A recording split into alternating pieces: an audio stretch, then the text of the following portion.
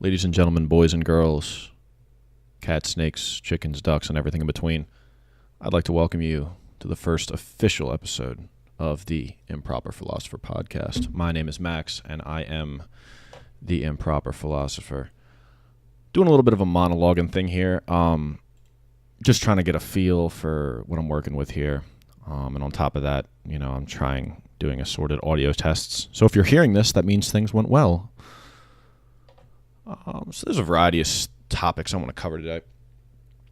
Some political, some pertaining to music, some pertaining to race cars. I don't know, a whole bunch of shit.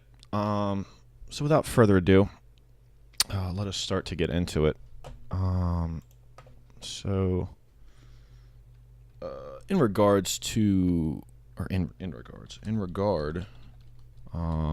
to what's been going on in the news this week. Okay, so for those who may not know, I identify politically as a classical liberal or libertarian right, which I'm pretty sure are two conflicting things. But I digress. Generally speaking, I believe people should be able to do what the fuck they want to do. The Constitution is an important document and is the law and supreme, ultimate, superseding law of the land, and is to be, of course, interpreted by the Supreme Court. Speaking of the Supreme Court, let's talk about the confirmation or lack thereof of Judge Kavanaugh.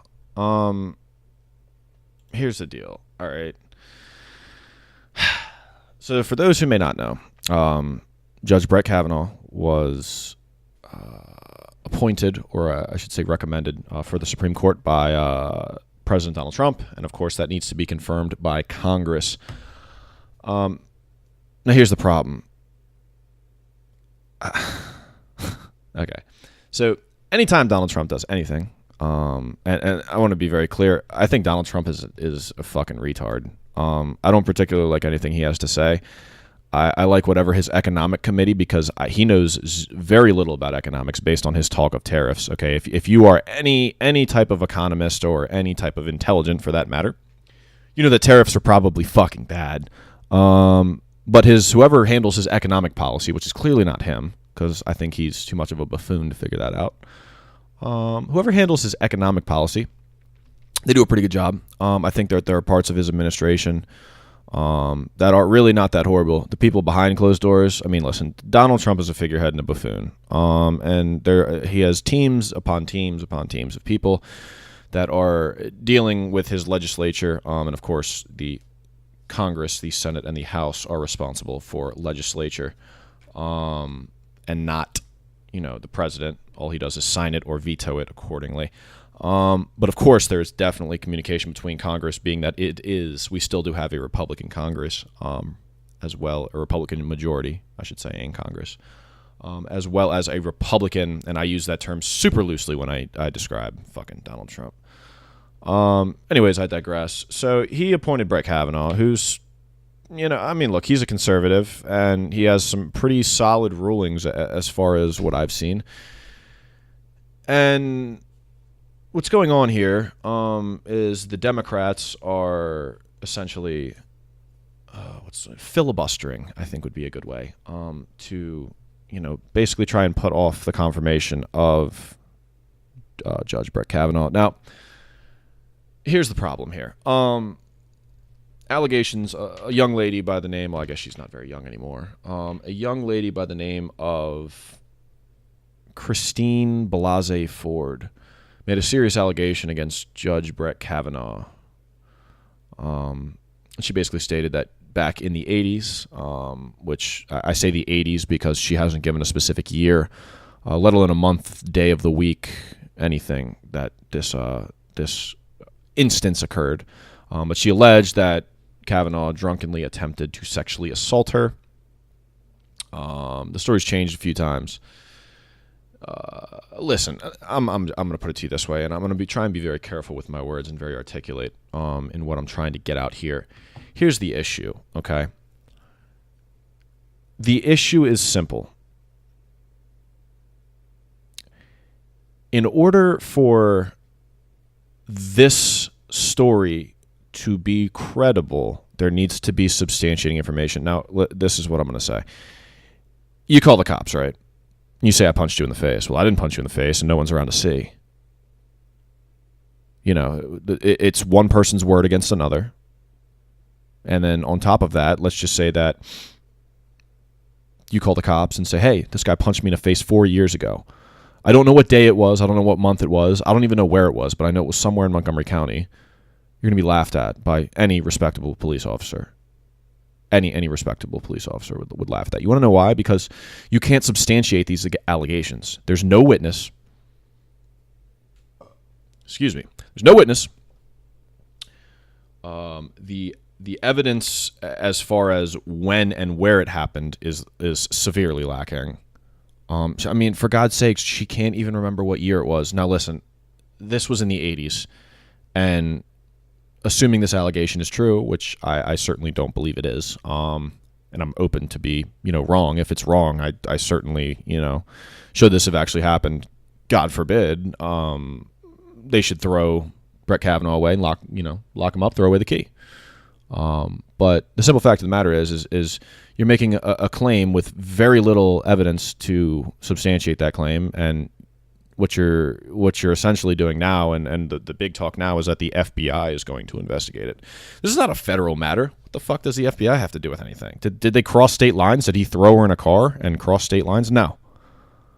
It's becoming an FBI investigation because the FBI is bureaucratic and things take time, and they're going to question 8 million fucking people. And inevitably what's going to happen, and what the Democrats are trying to do here, is to delay the confirmation of Judge Brett Kavanaugh. They're trying to delay that until, when the Democrats take back Congress at the end of this election cycle. Now, listen, I want to be very clear because it sounds like I'm speaking very ill of Democrats right now. I particularly hate Democrats and Republicans. I'm not really that much of a fan. The reason I say that is that I believe in freedom, essentially, and I believe in strong freedoms for the individual. I believe in property rights. I believe in the freedom of speech, the freedom to bear arms. I'm very much constitutional. I believe that the Constitution was written in such a manner that allows. What's the word I'm looking for? The Constitution was written in such a manner that refuses authoritarianism. And for those who may think that authoritarianism is a good thing or big government is a good thing, I advise you to look at any socialist or Marxist, communist, etc. country. A good idea of that right now is Venezuela. They're doing very well.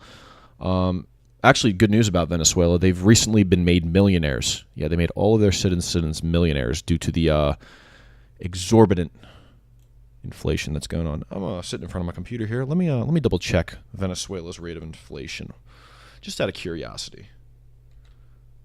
Venezuela rate. Oh, look, first thing that pops up. Venezuela RA. Venezuela rate of inflation. Oh. IMF projects Venezuela will hit 1,000,000% inflation in 2018, by the end of 2018. Wow, that's optimistic. Source is Reuters.com, Reuters.com. So, yeah, they're doing pretty well economically. And we can look at, Russia, Cuba. A lot of people like to point towards democratic, I use that term very loosely, democratic socialist countries. They're starting to lean back more towards capitalism because capitalism has been proven to work very well.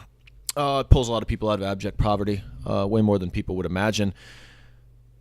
I believe I also want to talk about. So, yeah, so that's what's been going on in the news. And listen, here's why I brought this whole Judge Kavanaugh thing up.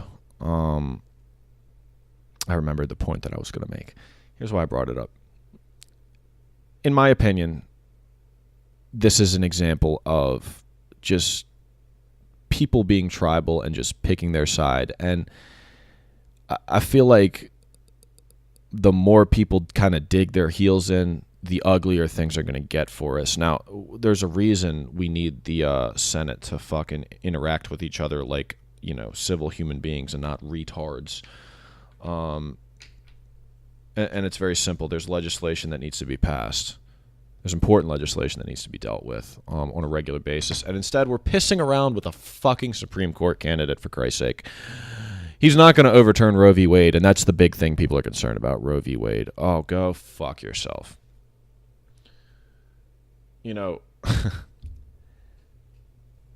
He has openly stated he's not going to repeal Roe v. Wade. And then, what's going to be really fucking funny is if Kavanaugh, which I certainly hope he does get appointed, he seems like a halfway decent judge with a bunch of solid constitutional decisions. If he does get appointed and doesn't overturn Roe v. Wade, which is pretty likely to happen in my highly unprofessional opinion, I'm going to laugh so fucking hard because everybody's dragging their heels and kicking and screaming and saying, oh, it's the end of the fucking world.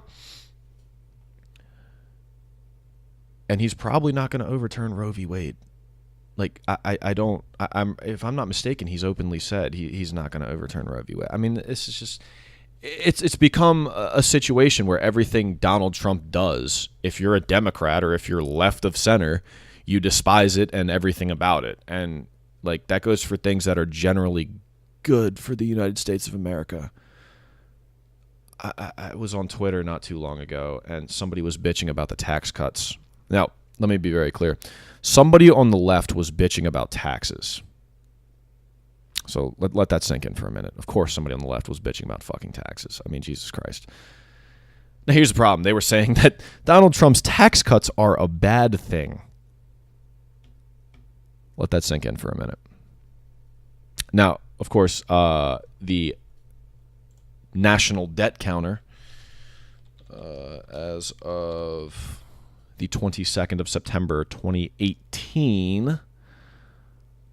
Let's click on this here. As of right now, our national debt is roughly $21.5 trillion,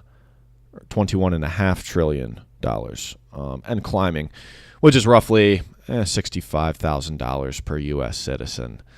That's taxpayers and non-taxpayers, by the way. And per taxpayer is $178,000. That's the equivalent of the government buying every taxpayer a fucking McLaren. Let that sink in for a minute. Now, here's the deal. Here's the problem. Okay. Normally, I'm for tax cuts. However, we are in a situation that is particularly ugly because we owe so much motherfucking money. Our debt exceeds our GDP. That's a fucking problem, like a serious fucking problem. And on top of that, we're paying roughly $3 trillion in total interest, which is cool. So just interest per citizen, it is $9,000. That's interest. Okay, just interest. We're paying $9,000 in interest. I mean, it's fucking outlandish. It's ludicrous. I digress. We're pissing our money away, and we all know what the problem is. The problem is entitlements and, the welfare state and everything else. But I'll leave that alone. That's for another podcast. Here's a drill. So, the United States federal government, we owe an obscene amount of money.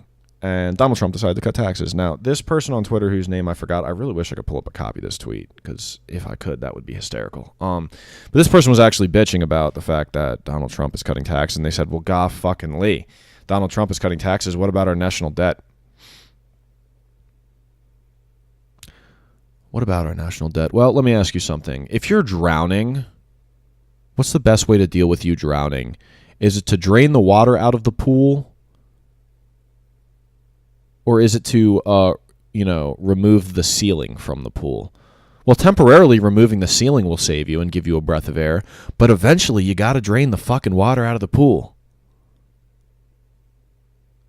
I mean, we're spending just obscene amounts of money, and quite literally, Social Security is a fucking pyramid scheme. I mean, eventually the baby boomers, which is a very large exponential generational increase, eventually we're going to have to deal with that. And when all those people start to retire in a few years, people like me, millennials, and people that came after the baby boomers, like my father and my mother, we're going to be paying taxes and paying into their Social Security, and they're going to be checking it and clocking it out, and eventually Social Security will fail. It is inevitable. Eventually Social Security will fail. I digress. This has been a whole tangent, but, you know, it's just the idea that people should, you know, just cling to their side, left, right, whatever, and just dig your heels in and just not even accept the fact that, you know, what the other person on the opposite side of the aisle could be saying is potentially true. That idea is just idiotic. Yeah, I mean, there's good ideas on both sides. That's why I don't align with a specific left or right political affiliation. I think I hold some conservative values. I was raised in a Catholic household. I haven't been a Catholic in probably 10 years. Haven't attended church in a long time. I'm sure I'd burst into flames as soon as I walked in the door. God forbid any holy water gets on me. But all I'm saying is, you know, people are so quick to dig their heels in, and there's good ideas on both sides. I mean, it's very common for people to, you know, want to identify with something. And when you identify with something, specifically politically, I think politics is so deeply ingrained in people that it, you know, it's certainly when it becomes a part of your identity. When somebody challenges your identity, that is why people get so tribal. You know, and you have to be able to separate and just consider it politics as part of your identity. You know, I'm pretty libertarian. Classical liberal, I think, is the best way to describe it. And the way I look at the world is fucking live and let live, dude. Like, I don't have a problem with calling trans people by their preferred pronoun personally. I don't care. If you want me to call you an Apache attack helicopter, I'll call you a fucking Apache attack helicopter.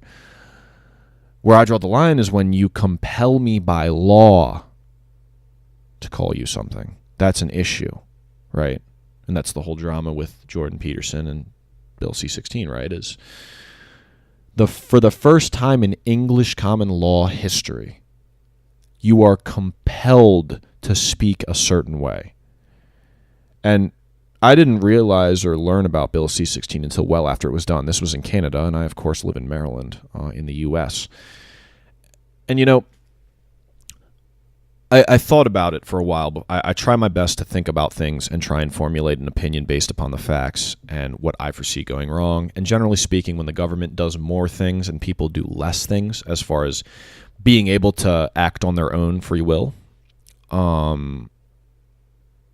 you know, I think that's generally bad. You know, a government is merely comprised of people, and I think in the vast majority of circumstances, other people don't know what's best for me. And I'm going to leave out the whole part about trans people, you know, people who are transgender feeling offended. If you feel offended by the way I speak, and I hold myself, for the most part, in a very polite and cordial manner, if you're offended by the way I speak, you really should see a therapist. You really genuinely should deal with that, because I'm seldom offended by you know, things that people say about me. And if I'm honest, I'm a pretty sensitive dude, right? I don't like people talking shit about me. But what it comes down to is that if somebody says something that offends me, they've clearly struck a chord about an insecurity that I have in my head, and that's probably something that I need to work on. I digress. Going back to Bill C-16.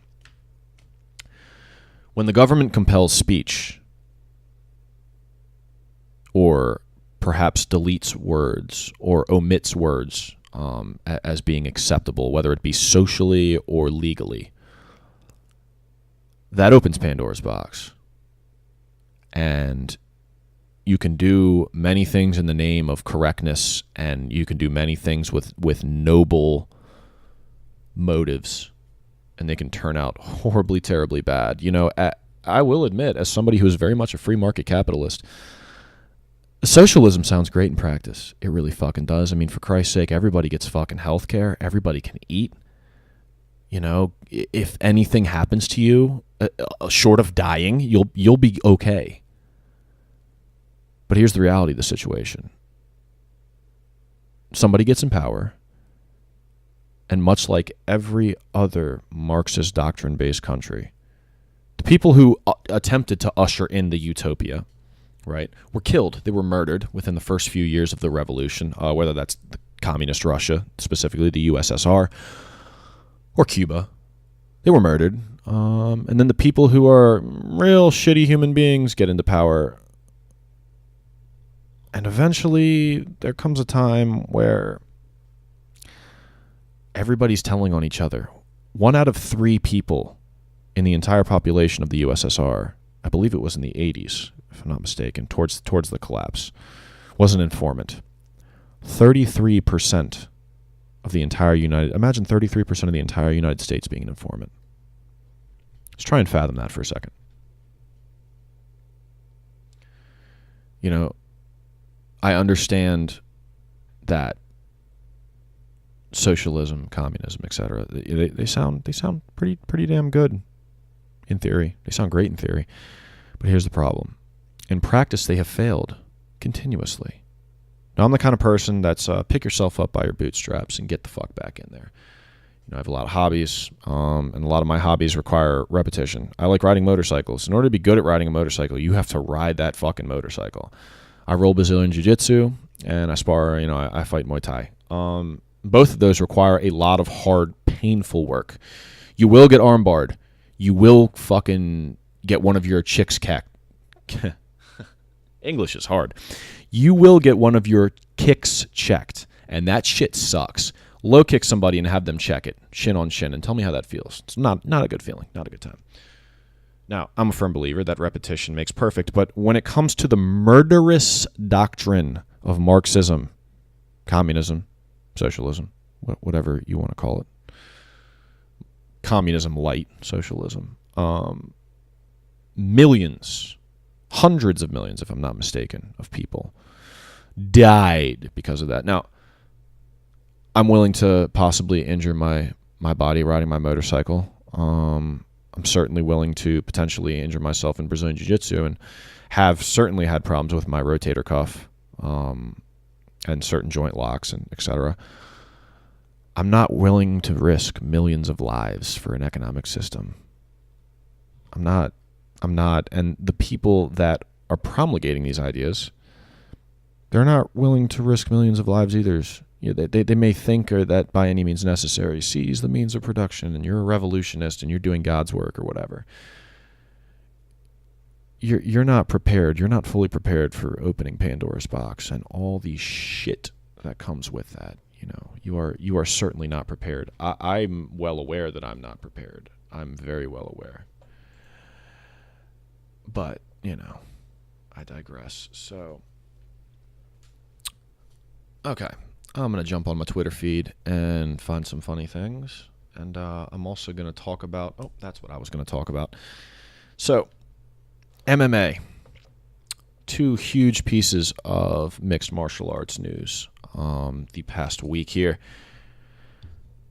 My first came out, I saw it on September 19th, which was 3 days ago.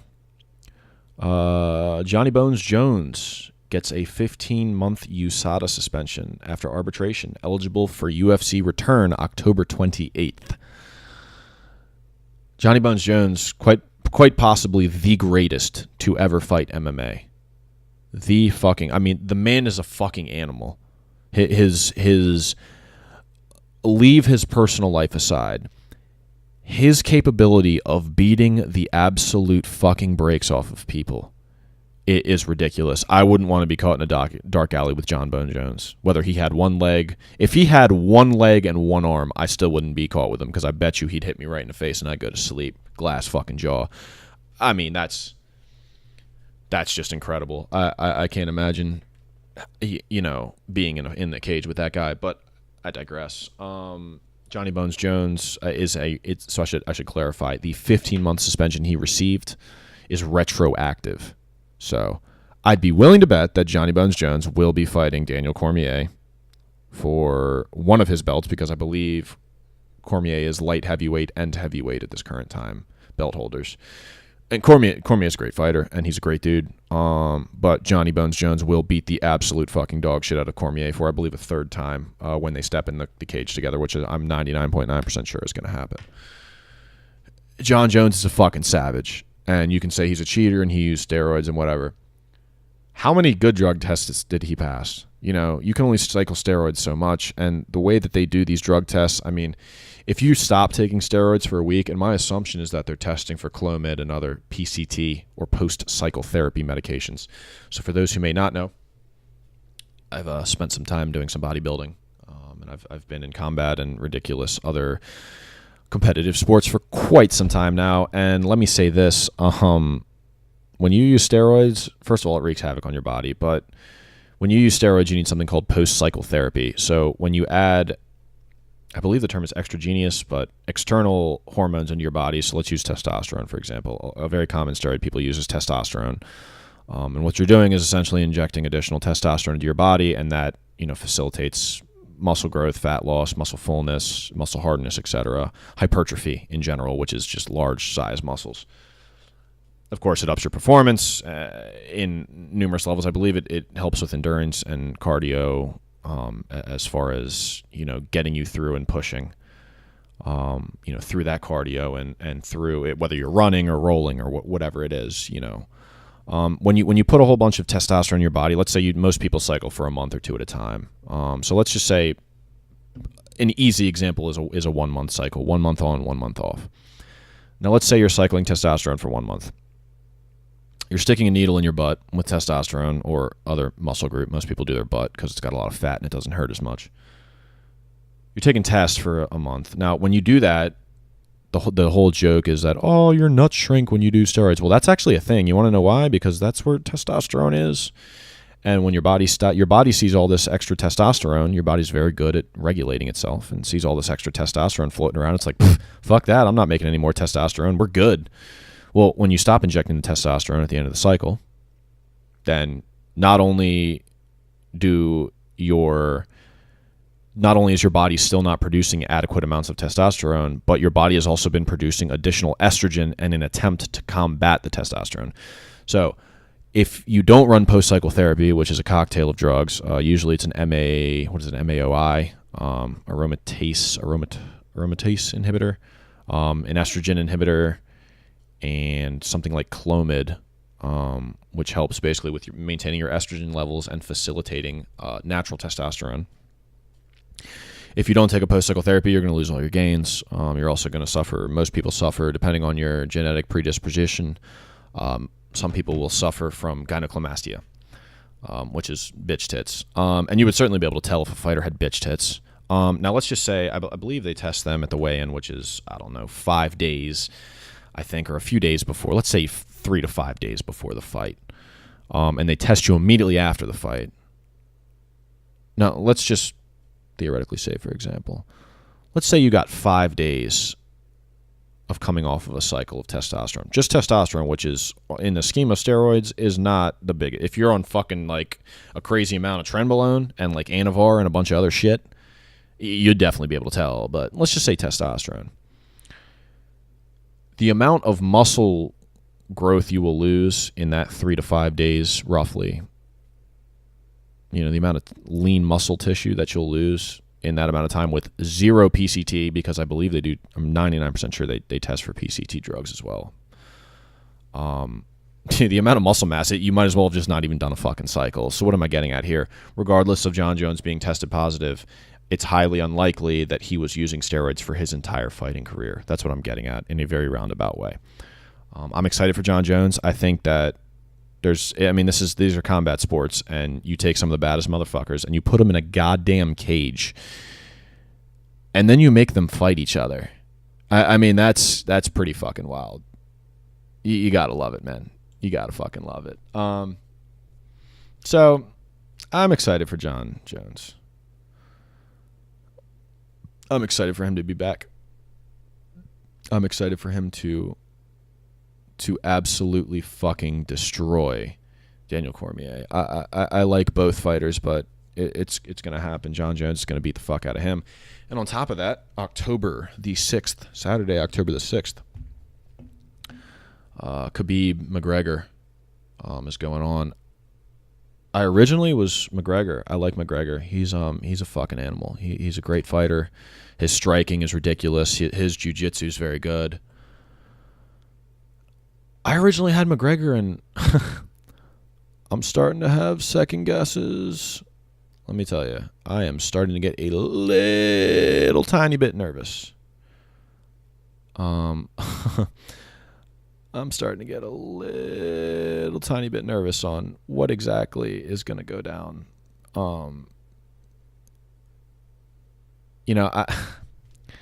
Here's the deal. I saw the press conference with Conor. He was drunk and belligerent, and that's not going to get him there. Khabib seemed very calm and confident. Conor hasn't fought in 2 years, I believe. He hasn't fought in a cage, in a sanctioned event in 2 years. I'm sure he's been training, but, here's a problem. When you haven't been in the cage like that, and you're just going to throw him to the fucking wolves, Conor, I'm thoroughly convinced he might get the fuck beat out of him. Now, Khabib is a wrestler, and Conor is clearly a striker. Now, Conor has good jiu-jitsu. Khabib's jiu-jitsu is pretty fucking good. Khabib can strike. I'd be willing to bet that if this thing goes to the ground, although Conor's jiu-jitsu is good, if Khabib can wrap him up and throw him on the ground, Conor's going to have a bad fucking time, man. And I think alternatively, if Conor keeps on his feet, gets a bunch of good strikes in, if he gets that fucking leg going and gets that left, he's got a nasty left. If he uses that left to his advantage, if he strikes like the way I've seen him strike in the past, I'd be willing to bet that Conor McGregor could, catch him slipping, catch his jaw, night. That's all it takes is one good punch, and you go to sleep. So that being said, my name is still Dubs. Check him. That's funny. That being said, I think it's going to be an interesting fight. A good friend of mine, Steven, one of the kids from the original neighborhood, Glenmar bitch. Was talking to him, and looks like we're going to go watch the fight at Power Plant, which is going to be absolutely fucking savage. And prior to that, he's got a good friend of his that's doing a MMA fight that's, I don't want to say underground, but it's more, it's certainly not a professional level MMA fight. So I am definitely excited for that. So we're going to go and fucking have a blast with, on the 6th when that fight goes on. It should certainly be a fun time. Excuse me. So, yeah, that's what's been going on with that. I'm trying to think what else I'm forgetting to discuss. Oh, okay. We can delve into this a little bit. So it's likely that you're watching this on my YouTube channel, youtube.com.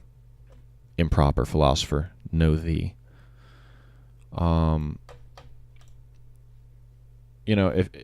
If you're watching this on my YouTube channel, it's likely that my YouTube channel is about and pertains to all things that go fast.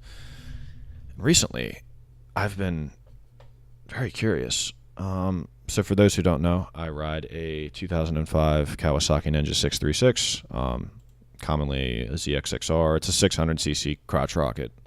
Nothing particularly special about it. It's very healthy. Bought it from the original owner. It's pretty clean. It's well taken care of. And being that it is a healthy one-owner bike that was owned by a middle-aged woman, the only time this bike has seen the rev limiter is when I got a hold of it, which is like the first day I got a hold of it. But I digress. I'm not entirely sure how much longer I'm going to be riding crotch rockets, right? So riding motorcycles, I'm sure I'll be doing on and off for a good portion of my life. When it comes to crotch rockets, I'm not entirely sure. They're kind of hard on my back. My back is fucked up from a combination of Brazilian Jiu-Jitsu, squatting with shitty form in high school, and breaking my back in a previous motorcycle accident. So I'm not entirely sure how much longer I'm going to ride for. I might end up selling my bike. I might end up going the opposite way and getting a 1000. I have no idea what the fuck I'm doing with my life. But one of my bad habits when I'm bored at work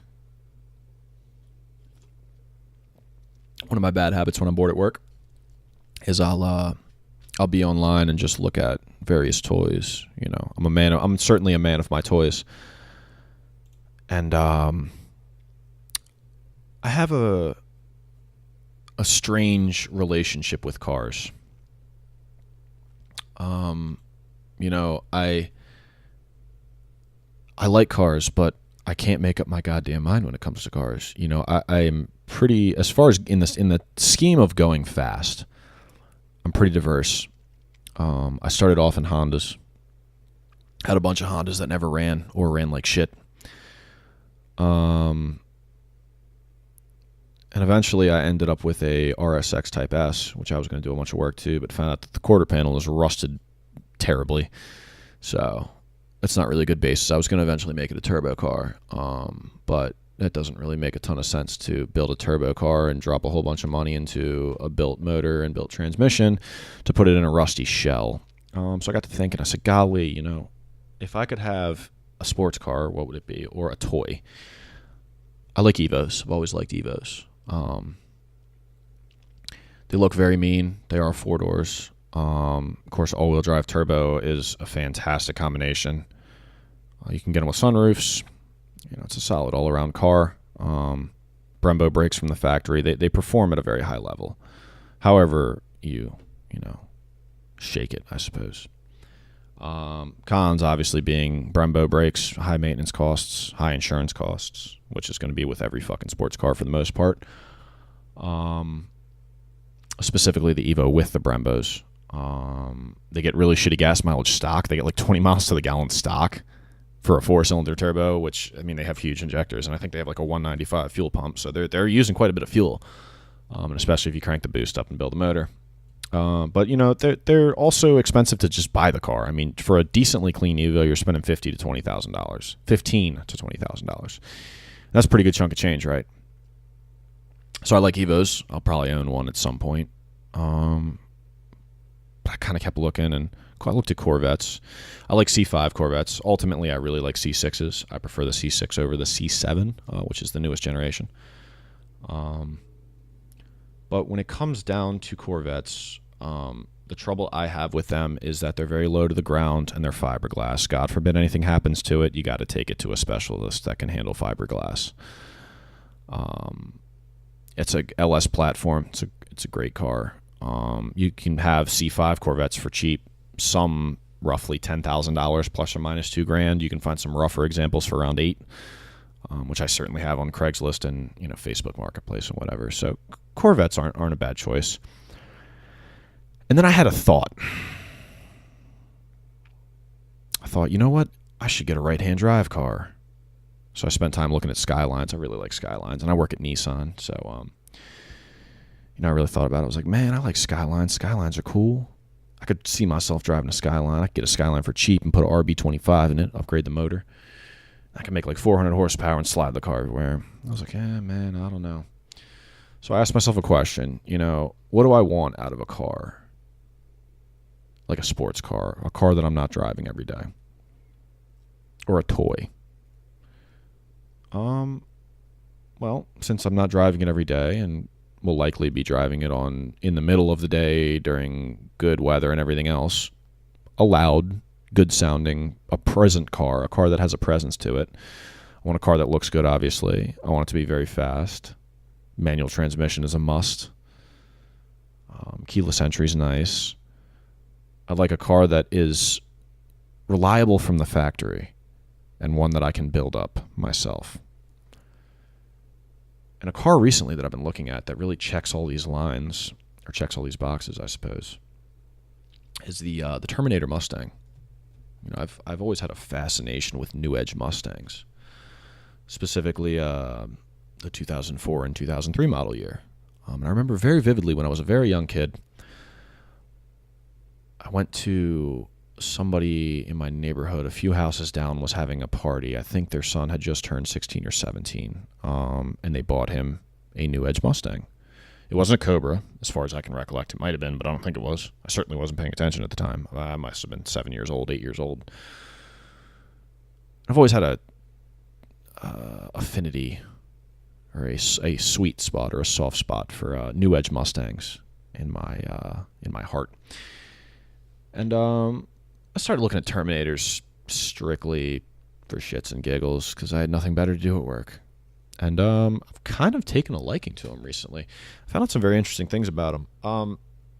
First of all, the 2003 and 2004 Terminator Mustangs, which were the Cobras, of course.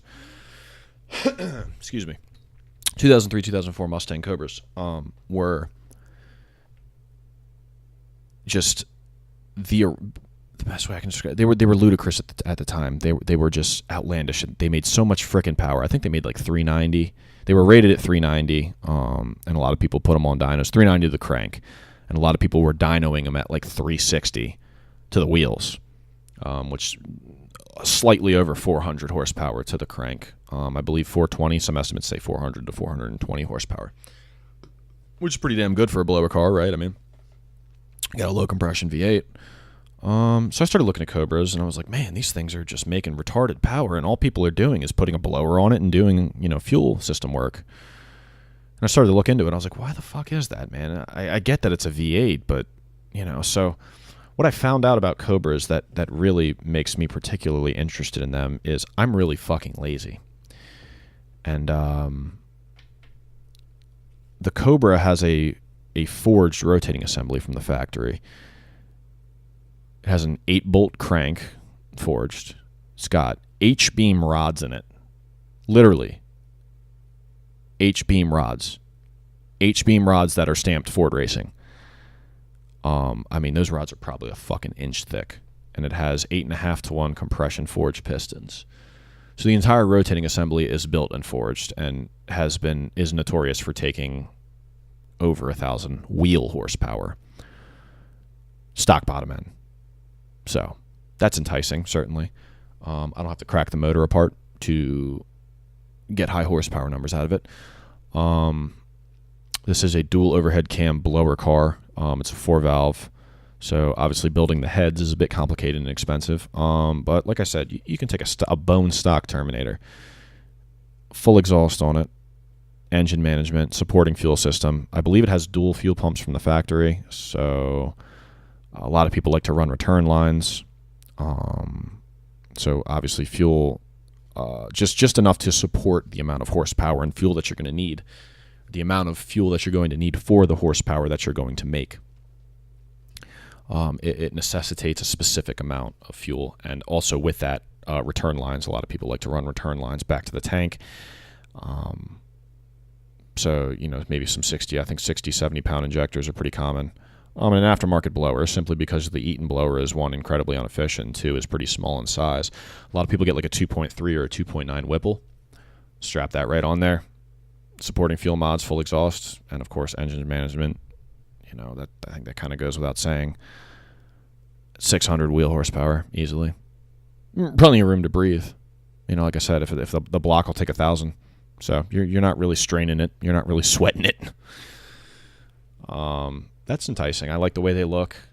They're relatively affordable. I've seen a couple that are sub $20,000 that are pretty clean, in both stock form and modified form. I'd want it as close to stock as possible, certainly, because I like to do things myself, and I've never fucked with a car that has a blower, so I think it would be fun to put a blower on that car. I think it's TVS or TVG makes a blower for it, VMP. It's a solid blower, and I believe it's just a standard root style blower. But yeah, I really like the way they sound. I like that they are just very capable from the factory. It's got a T56 manual 6-speed transmission. The T56 is usually pretty good up to 600 or 700 wheel. It's got independent rear suspension on it, 8.8 rear. I think it's got, it might have an 8-inch rear, but it's got a solid, just all around. It was, like I said, it's like it was the Hellcat at the time. It came out and people were so flabbergasted. I mean, think about what Chevrolet was doing at the time with muscle cars. Think about what Dodge was doing at the time with performance cars. In 2003, which is the year that the Cobra debuted, model year 2003, which would be 2002 in real lifetime, because obviously they debut it towards the end of the year. You have a 390 horsepower rated hot rod and adjusted for inflation, that car would cost about $46,000 today. 46 grand for that car, brand new, is fucking ridiculously affordable. So you have this hot rod. Now think about what Dodge had at the time. They had an SRT4. They had a Viper, of course. But even still, the Viper was not, I don't think it was quite performing at a miraculously high level, and was certainly still a death trap at the time. So let's see, 2003 Viper was 500 horsepower. And of course the car weighs almost 3,400 pounds. So, I mean, you got an 03, this car was competing with, first of all, a Cobra Mustang is shitting on a 2003 Corvette Z06, 110%. At the very least, it's close. Now, you can go get a Z06 for 60 grand at the time, or you can go get a Cobra for significantly less. Supercharger car that's, whether we knew at the time or not, or whether people knew at the time or not, the capability of the engine and how well it was built and knew its potential, I'm entirely unaware. But what I can say is that, at the time, this thing was a goddamn rocket ship. And it was, like I said, the modern Hellcat. It was what a muscle car should be. It's raw, it's visceral. It doesn't have all these driver assists. It's got a manual transmission. It's got plenty of potential for power. It's got a fucking blower on it. It looks good. I mean, you cannot sit here and tell me that the 03 Cobra, the 04 Cobra does not look insanely gorgeous. I mean, they just look fantastic. They sound good. They're relatively drivable cars. I mean, you can't beat it. And at the time, it certainly was just blowing things out of the water. I mean, you have an independent rear suspension Mustang with a goddamn blower on it. That's what more could you want out of a car? And like I said, it was certainly a muscle car. I mean, you can make a 10-second Terminator for, I won't say next to nothing because I don't have money coming out of my ass, but certainly close to cheap. Certainly close to cheap. Yeah, so that being said, Terminators have kind of crossed my, they've made it on my radar. And I'm like, I like that. I think I could drive one of them. Like I said, I've always had a soft spot for them. Even as a kid, I've always had a soft spot for that generation Mustang. And then I found out what the Terminator was capable of, and I'm like, okay, I want that. So I started this tangent by talking about my motorcycle, and I'm not entirely sure if I'm going to sell it or not. I'm not really sure what I'm going to do. But if I sell my motorcycle, what I'll probably end up doing is selling my car and driving something really fucking regular, like a 1990s Corolla, something that gets good gas mileage and you can't kill, costs next to nothing to buy and next to nothing to insure. And I'll pool all the money together between the money that I have set aside just for being a good boy and saving my pennies, and the money for the bike, and the money for the car, combine all it together, and Evo, Terminator, Mustang, Corvette, GTOs have crossed my mind. I've thought about a handful of cars, and a lot of them are V8s. I haven't had a V8 car that just really fucking, rumbles. Something with a lot of torque. Something you can certainly feel launch. When you launch a V8 car, like drive a Fox body Mustang, and that's a live rear axle car. I'm pretty sure that thing just fucking. I mean, from launching it with good tires in good conditions, something decent, a decently high horsepower Fox body Mustang. Man, you launch that motherfucker and it lays you right back in your seat. And there's something about it, just a big, loud, obnoxious muscle car that it's American. You know what I mean? It's I don't know, something about it. I've always been an import guy. When I was growing up, I always had, worked on my dad's Honda. We've always been a Honda family. And, yeah, I've always been an import guy, and all my friends growing up were import guys. And every time I saw cars, I was so interested in turbo 4-cylinders and everything else. And when I kind of took the blinders off a bit, and I kind of looked around, and I guess paid more attention to muscle cars, I thought, holy shit! These things are capable. These things are just a fantastic platform for making power. And every muscle car, of course, is different in its own right. But you take a car like a Cobra, a Terminator, that's a fucking driver's car, man, regardless of how fast it goes in a straight line. Independent rear suspension, 6-speed manual transmission, big V8 up front with a blower on it. It's even in a, I'm sure they perform fantastically even in a road race scenario, and I think that part of driving a muscle car is not even driving the fucking muscle car fast. It's going somewhere and parking it with your lovely girlfriend and, going out to dinner and taking the Cobra. And it's like people, same thing with motorcycles. Like people watch, if you ride a motorcycle, if you drive a nice car, you kind of get it. But every time I go somewhere with, specifically with my girlfriend, you get looks. People definitely look at you and they're like, you this sounds so cocky and arrogant, but you can kind of tell, people think, hey, this guy's kind of got it going on a little bit, You pull up somewhere and you're riding a Ninja and you got your girl in the back and you're both dressed to the fucking gills in Alpine Stars gear. There's kind of something about it, It's just, people look at it and it's a certain level of, masculine badass. And it's the same thing with a sports car, man. It's the same thing with Corvettes. That's what old men are chasing after in their 40s when they buy Corvettes.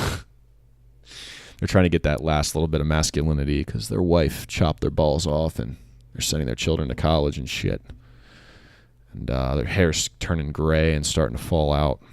And they think, man, you know what I need to fix all my problems? A fucking sports car. So, yeah, that's kind of been where I've been at with everything. Specifically talking on MMA. I've been super busy with school. Been rolling a lot of jiu-jitsu, which is a fucking blast, of course. I talked about the Khabib McGregor fight. I talked about Jon Jones. I talked about what's going on in the news. And this fucking political polarization that's going on, man. It's insane. So, looks like I've been doing this thing for about 52 minutes now. And I have shit to do because I have to go visit my lovely girlfriend's family tomorrow. So, I unfortunately do not have a ton of time to do a full-length podcast episode because my entire Sunday is shot and I have to do everything I was supposed to do Sunday today, which includes homework, laundry, etc. So I think I'm going to cut this one a little bit short.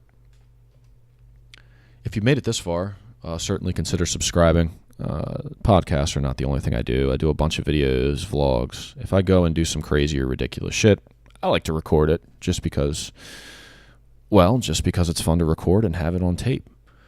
But that being said, if you've made it this far in the recording, my assumption is you probably enjoyed the podcast. Certainly feel free to leave me a like and a thumbs up. Any shares or anything of that nature, constructive criticism, feedback, anything of that nature is most certainly appreciated. And all that fun stuff being said, thank you so much for listening. My name is Max, the Improper Philosopher, and I am signing off until next time.